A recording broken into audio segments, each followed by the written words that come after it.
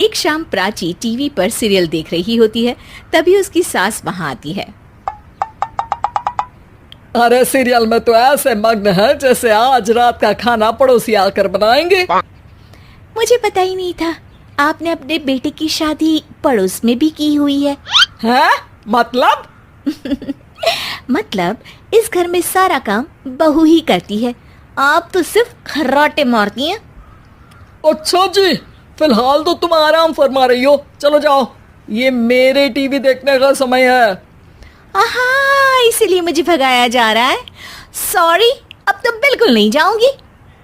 प्राची की इस बात पर दोनों सास बहू के बीच टीवी रिमोट के पीछे बच्चों जैसे छीना झपटी शुरू हो जाती है, जिसके बीच श्लोक भी काम से घर वापस आ जाता है।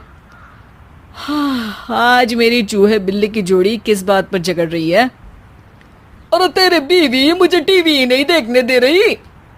अरे तुम्हारी मम्मी मुझे खाना बनाने के लिए फोर्स कर रही है।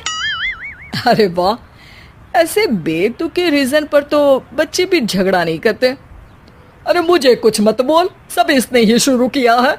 हाँ हाँ, जैसे आप तो बहुत दूध की धूली है ना। अरे बस, दोनों चुप। प्राची जाओ, खाने की तैयारी करो। और माँ तुम छोड़ो, तुम्हें क्या बोलूं, शांति से अपना सीरियल देखो, मुझे दोबारा लड़ने की आवाज सुनाई नहीं देनी चाहिए। ऐसा बोलकर श्लोक वहां से चला जाता है, जिसके पीछे पीछे प्राची भी कुछ न कुछ बड़बड़ाते हुए रसोई में चली जाती है। हाँ हाँ, सासू जी को तो कुछ बोलेंगे ही नहीं, बस मुझ पर ही हुक्म चलता है, खाना बनाओ, जैसे मैं इनके घर में खाना बनाने के लिए आई हूँ। इसी तरह शाम बीतती है और रात को श्लोक और प्राची की सास खाना खाकर सोने चले जाते हैं, लेकिन प्राची गुस्से में कुछ खाए बिना काम में ही लगी रहती है। इस घर में किसी को घंटा फिक्र नहीं पड़ता, मैं खाऊं या भूखी रहूं।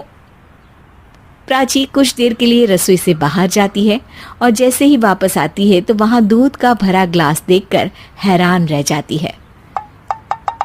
फिक्र पूरी है, बस दिखाना नहीं है। प्राची दूध पीकर सोने चली जाती है और अगली सुबह एक बार फिर सास बहू का कार्टून नेटवर्क स्टार्ट हो जाता है। ये तुमने ही किया है। अरे अजीब जबरदस्ती है, मैं बोल रही हूँ मैंने कुछ नहीं किया। दोनों ने मिलकर पूरे घर को पागल खाना बनाया हुआ है। यहाँ कोई नॉर्मल इंसान तो रह ही नहीं सकता, इसीलिए अब पड़ोसी क्या रिश्तेदार भी घर आने से कतराते हैं।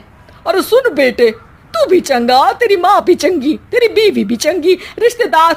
हाँ जी, आपको नहीं पता क्या, गंगाधर ही शक्तिमान है, रिश्तेदार ही। हाँ हाँ, बस समझ गया। कभी जानवरों जैसे लड़ेंगी तो कभी जुगलबंदी करेंगी। भाई मैं आप दोनों के बीच में नहीं फंसना चाहता। सास बहू की इस मनमौजी जोड़ी से परेशान होकर श्लोक अपना सिर खुजलाता वहां से चला जाता है। चलो अब मैं भी कीर्तन में जा रही हूँ। इस पर जैसे ही सास कमरे में अपना पर्स लेने जाती है तो वहां नाश्ते की प्लेट रखी देख मुस्कुराने लगती है और नाश्ता करके घर से बाहर निकलते हुए कुछ पैसे टेबल पर रख जाती है, जिसकी कुछ देर बाद सिलेंडर वाला घर आता है। ओ मोरी मैया, मैं सिलेंडर के बारे में तो बिल्कुल भूल ही गई थी। घर खर्च के सारे पैसे भी मम्मी के पास है और श्लोक से बोला तो उल्टा 4 बात सुनाएंगे।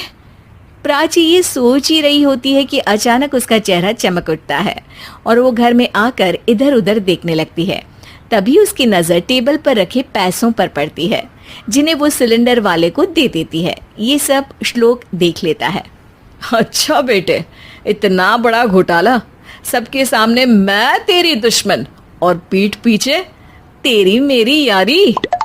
इस पर श्लोक एक प्लान बनाता है और शाम को सब एक साथ बैठे होने पर बोलने लगता है। माँ, तुम दोनों की बहुत लड़ाई होती है, इसलिए मैं सोच रहा हूँ कि प्राची को उसके घर छोड़ाऊं, इससे वो भी खुश रहेगी और तुम भी। अचानक श्लोक की ये बात सुनकर सास बहू शौक से उसकी तरफ देखती है। अरे ऐसे कैसे घर छोड़ाओगे, मुझे कहीं नहीं जाना। अरे तुमने बोला नहीं पर मैंने सुन लिया, तुम्हें मम्मी के साथ रहना अच्छा नहीं लगता, मुझे पता है। अरे वाह, अरे जब बहू खुद कुछ काम बोले तो वो तुझे सुनता नहीं, और अब जो इसने बोला ही नहीं वो तू समझ गया। जब उसे नहीं जाना तो फिर जबरदस्ती क्यों कर रहा है? अच्छा, फिर आपको मौसी के घर छोड़ाता हूँ, बस अब आप दोनों एक घर में एक छत के नीचे नहीं रह सकती। मैं इस टॉम एंड जेरी की जोड़ी को और नहीं झेल सकता। है? ऐसे कैसे नहीं रह सकते? तुम्हें इतनी दिक्कत है तो तुम्हारा बोरिया बिस्तर पैक कर देती हूँ, लेकिन मम्मी जी कहीं नहीं जाएंगी। बिल्कुल यही सुनना था मुझे। अगर दोनों में इतना ही प्यार है फिर हर वक्त ये लड़ाई का नाटक क्यों करती हो? देखा मैंने कैसे माँ किचन में दूध रखती है और तुम उनके लिए कमरे में नाश्ता रखती हो, और कैसे वो पहले ही तुम्हारी दिक्कत समझकर घर में पैसे रखकर बाहर जाती है।